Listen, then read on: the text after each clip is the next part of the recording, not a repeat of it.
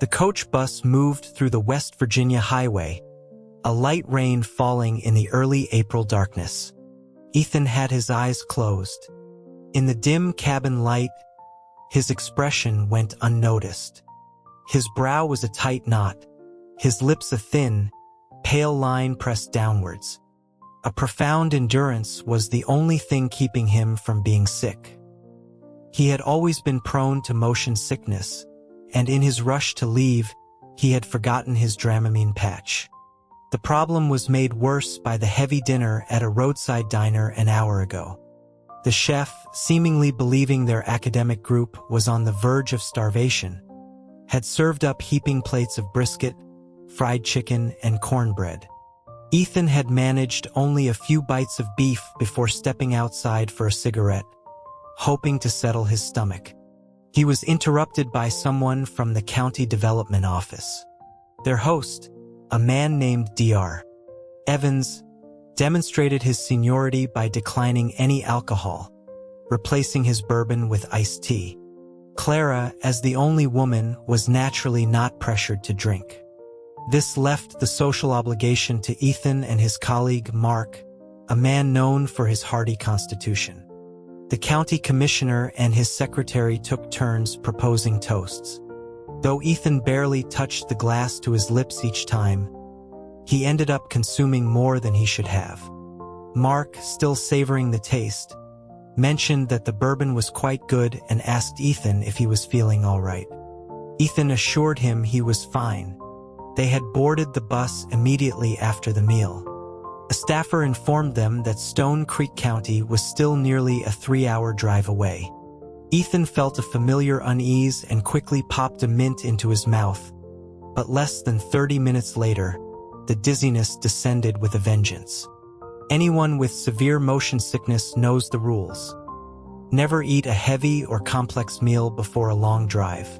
Now, Ethan felt as if two hands were inside him, one churning his mind into a fog, and the other wringing out his stomach.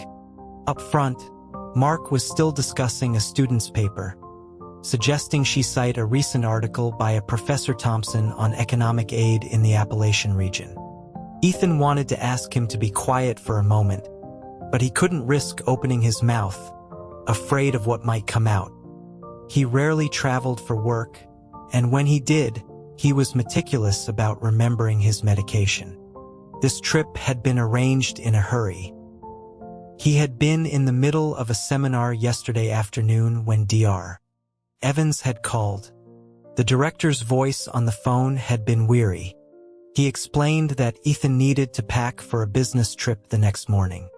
Ethan, confused, had asked what was going on. Dr.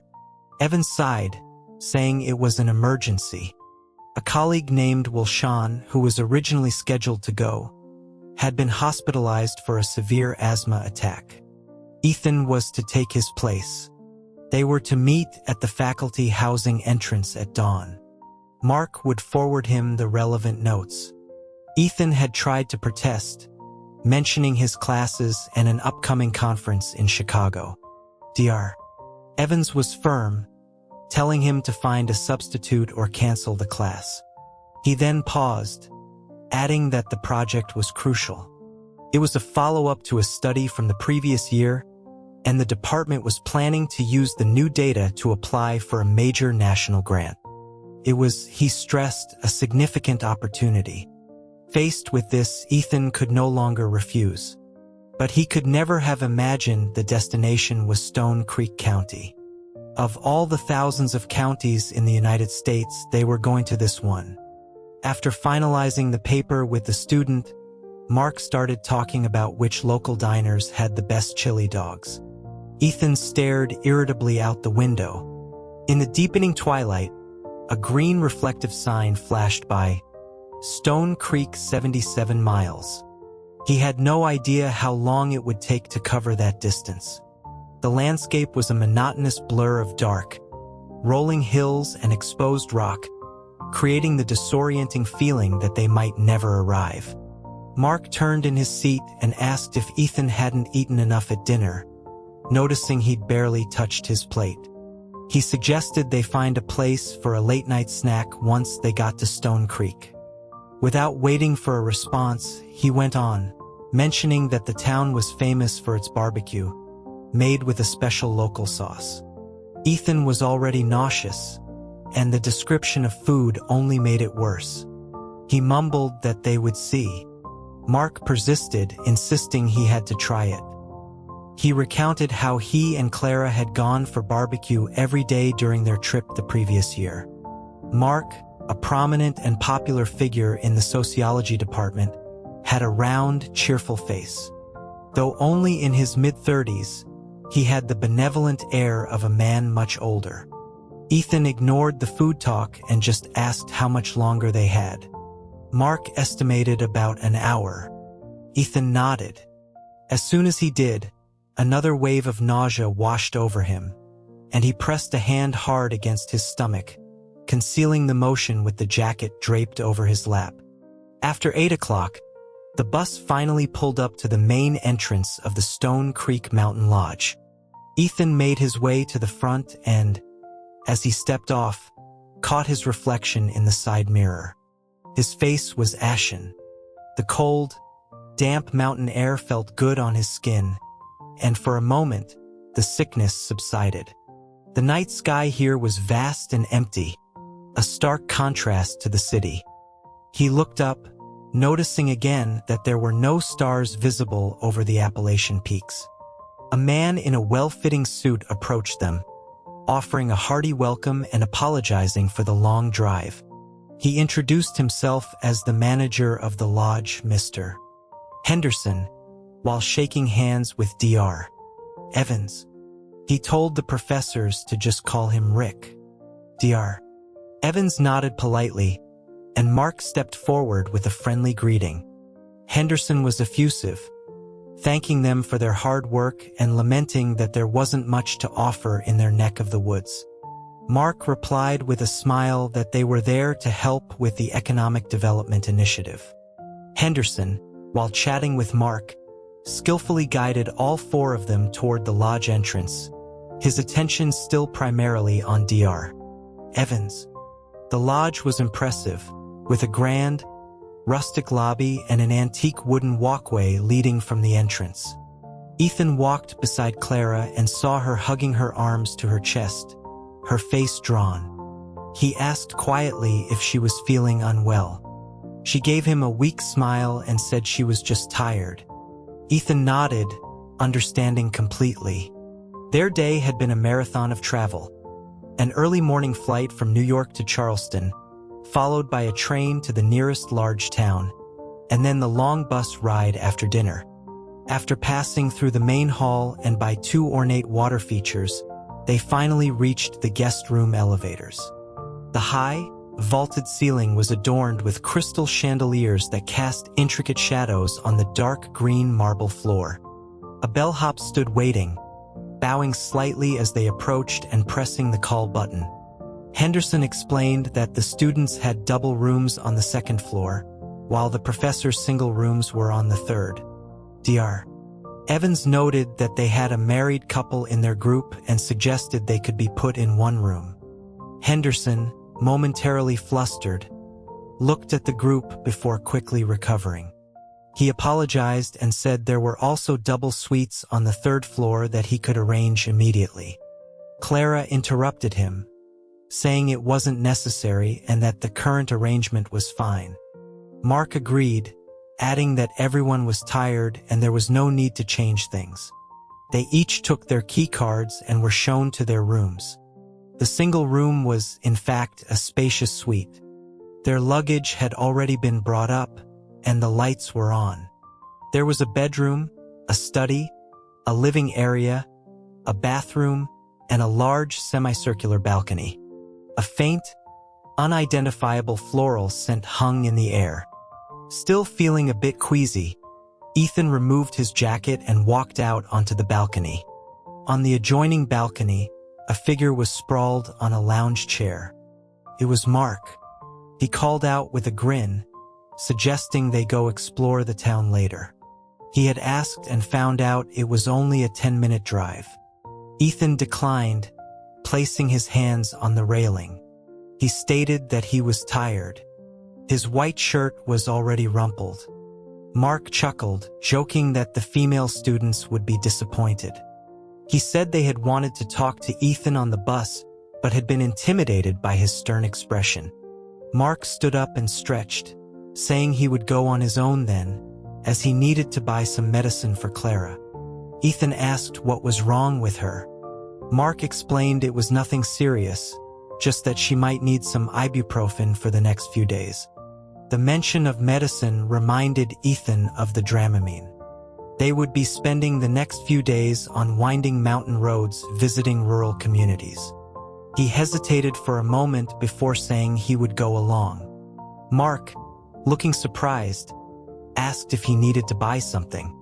He offered to pick it up for him, noting that Ethan seemed exhausted.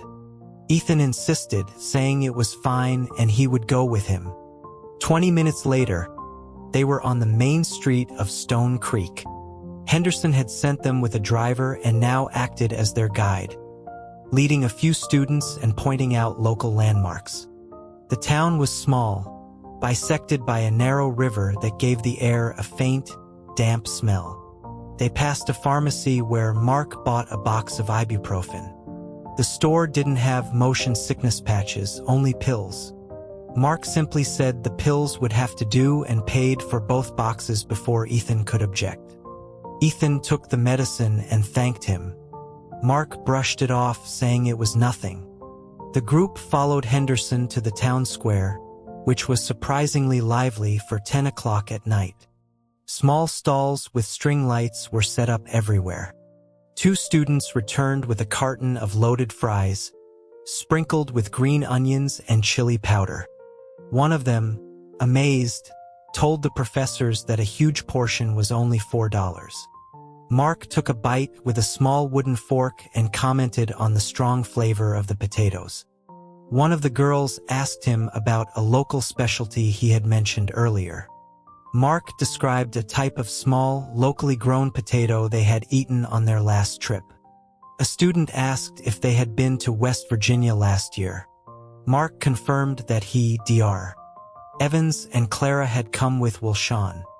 He then looked at Ethan and asked if this was his first visit. Ethan held a container of fries but hadn't eaten any. He felt a lump in his throat. Mark was looking at him, the students were looking at him, and even Henderson had turned to him, asking warmly if he was getting used to the altitude. Ethan stared at the golden brown fries and whispered that it was his first time here. Henderson became animated, exclaiming that while the area was a bit behind economically, the scenery was unmatched. He promised to take Ethan hiking at a nearby state park, a natural oxygen bar, once their work was done. Ethan's tone was cool as he replied that it wouldn't be necessary, reminding the manager of their work protocols. Henderson backpedaled with a nervous laugh, apologizing for being overzealous and acknowledging how hard they were working. Mark smoothed things over, saying there would be other opportunities in the future. Ethan tuned out their conversation and lowered his head, forcing himself to eat a fry. He couldn't remember the last time he had eaten something like this. He was sure it had been in New York, but he couldn't place the exact location. A food festival in Brooklyn? A street cart in Queens? It was impossible to recall. It had been 6 years. As time went on, more and more memories faded into insignificance. The group gradually reached the end of the main street, stepping onto a stone-paved riverwalk. The sound of the river flowed beneath them, their footsteps echoing hollowly. The ground was littered with discarded napkins and food containers. Ethan heard one of the girls warn her friend to be careful, commenting on how dirty the ground was. Henderson approached them again, pointing ahead. He indicated a souvenir shop and asked if they wanted to take a look. Mark shook his head, saying they didn't need to buy anything. Henderson insisted, his face beaming with enthusiasm. He explained that before, there were no local factories producing these crafts. People just made them for themselves. But in the last 2 years, thanks to funding from their university's initiative, a new workshop had opened. Several students became excited and urged Mark to go. He shot Ethan a helpless glance, silently asking for his opinion. Ethan understood the implication. Henderson was likely hoping to give them gifts from the shop.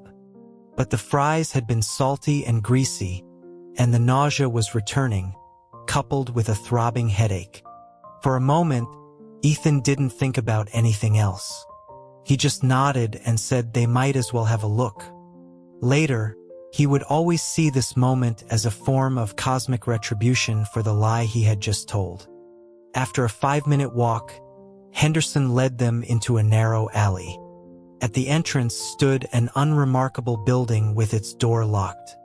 Henderson seemed surprised, fiddling with the lock. He said they usually didn't close so early and told everyone to wait while he made a call. Mark suggested they forget it as it was getting late. But Henderson was already on the phone, asking someone where they were.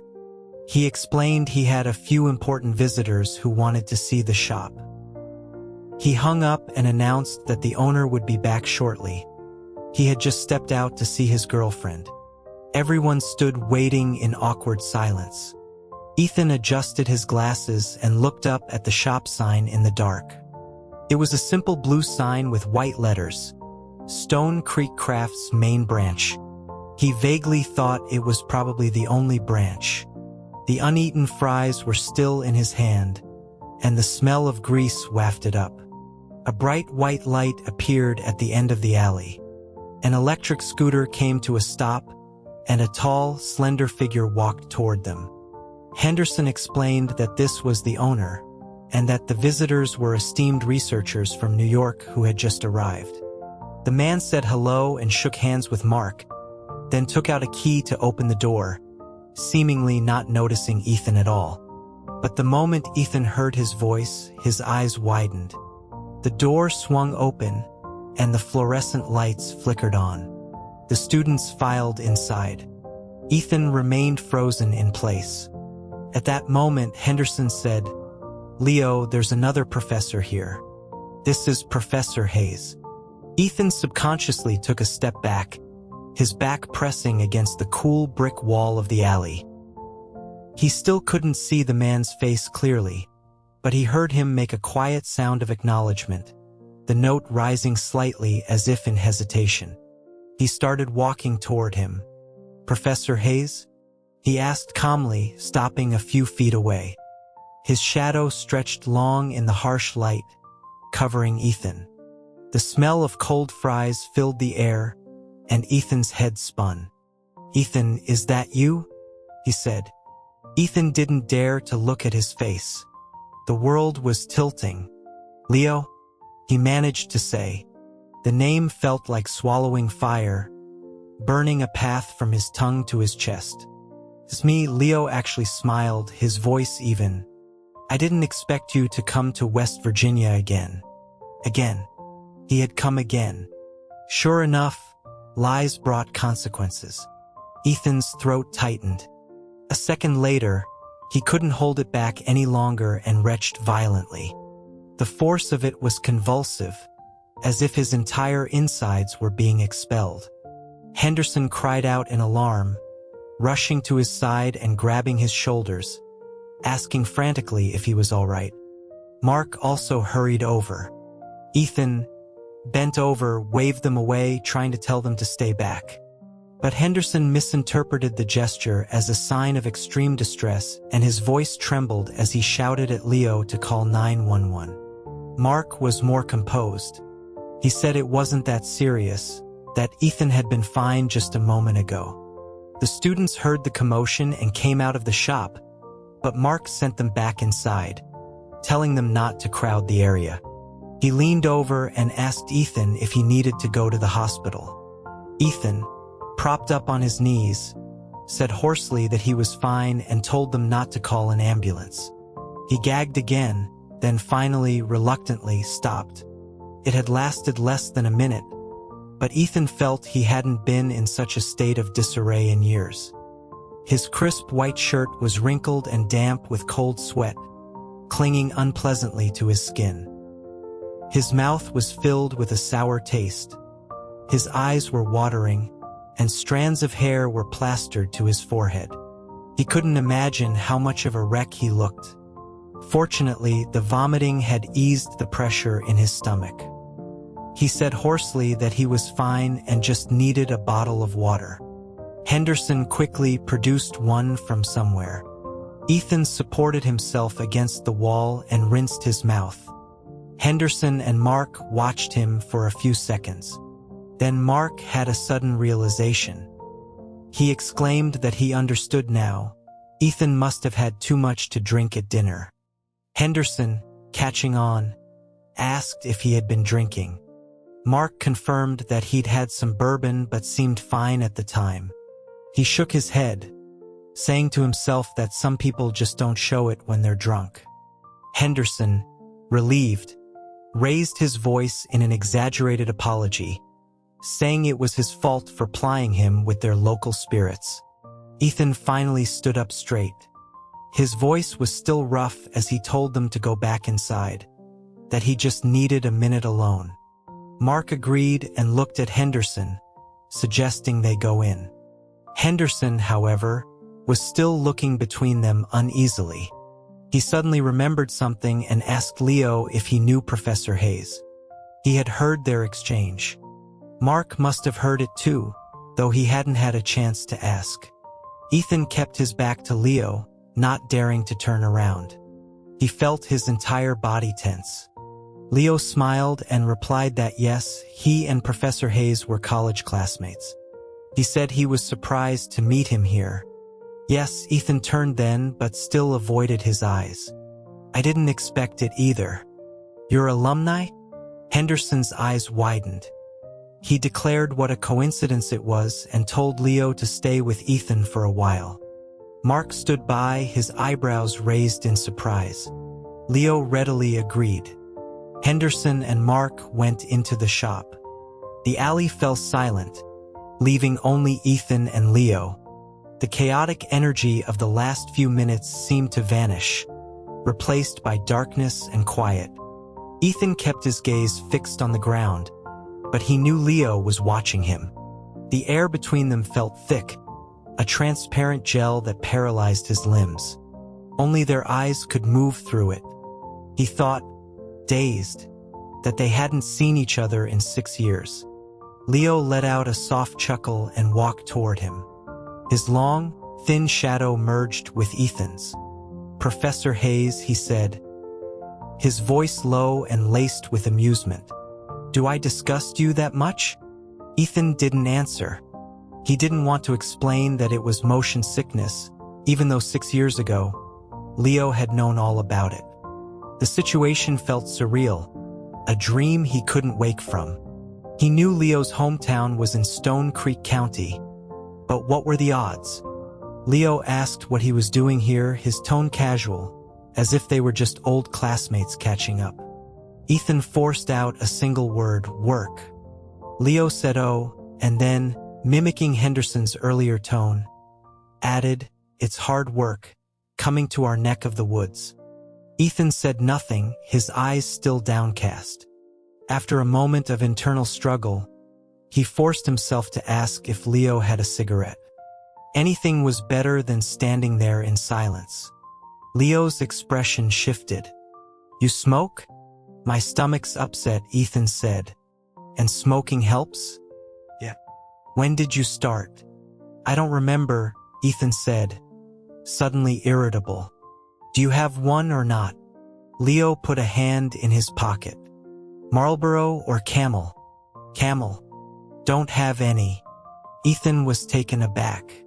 He asked if Leo didn't smoke.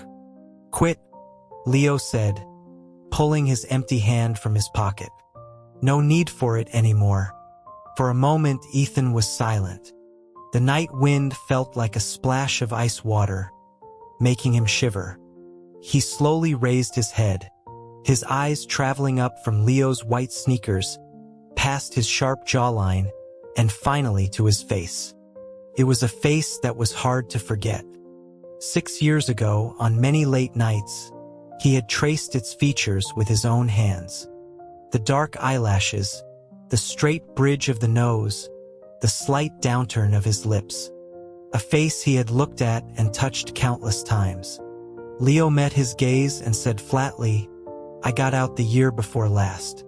The year before last. He remembered Leo's sentence was 4 years and 9 months. The winter before last, Leo clarified. Sentence was reduced by 2 months for good behavior. 4 years and 7 months. Ethan's lips moved, but no sound came out. He didn't know what to say. "Congratulations on your release?" Finally, he turned his attention to the small shop and asked, "You and your girlfriend run this?" Leo's gaze followed his. "Yeah," he said simply. "It's nice," Ethan said. Leo said nothing. Just then, the sound of the students' laughter drifted from the shop, followed by Mark's loud voice telling them it was time to go. The stagnant air began to move again, and Ethan secretly breathed a sigh of relief.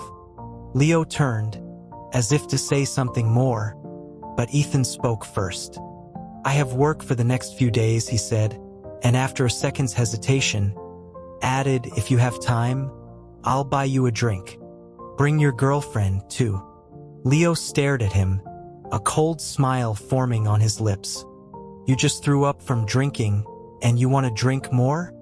It wasn't because of the drinking you want me to bring my girlfriend? Why?" His voice was very low.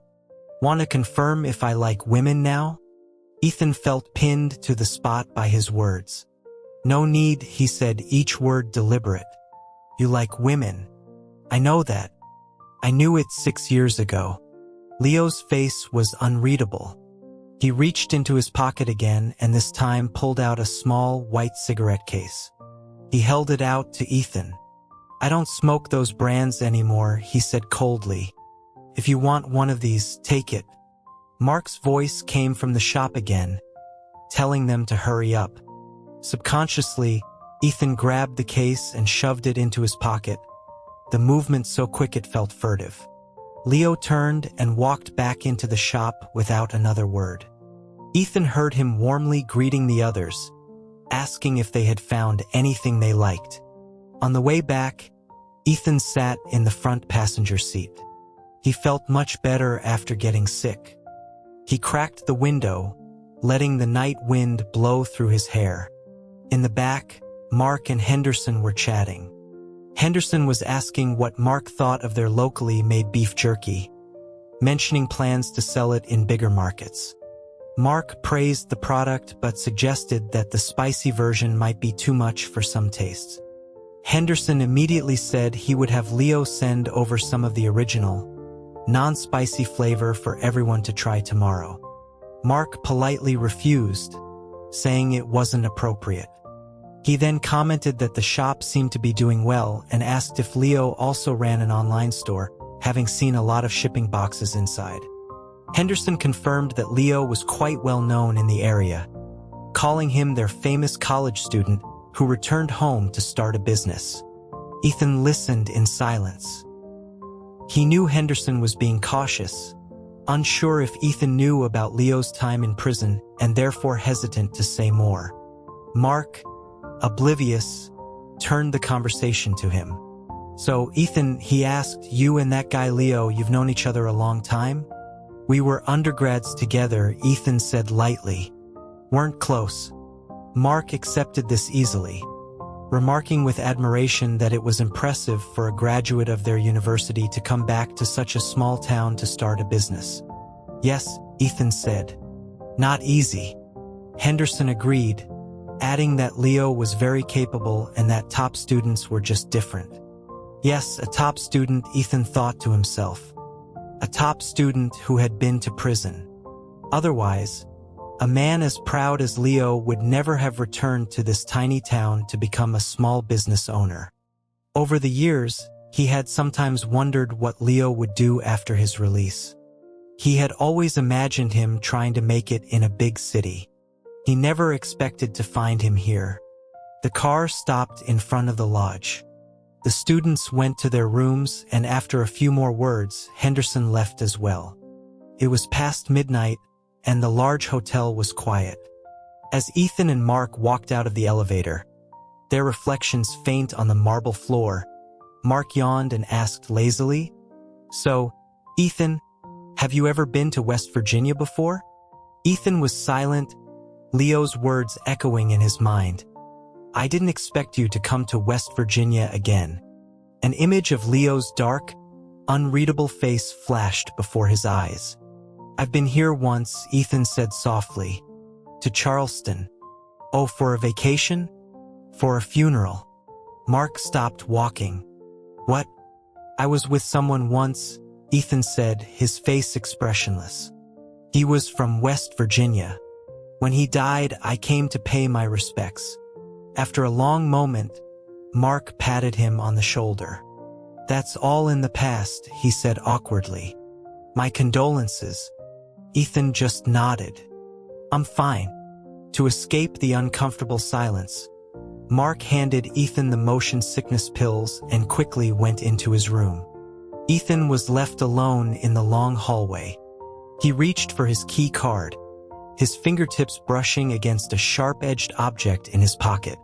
The cigarette case.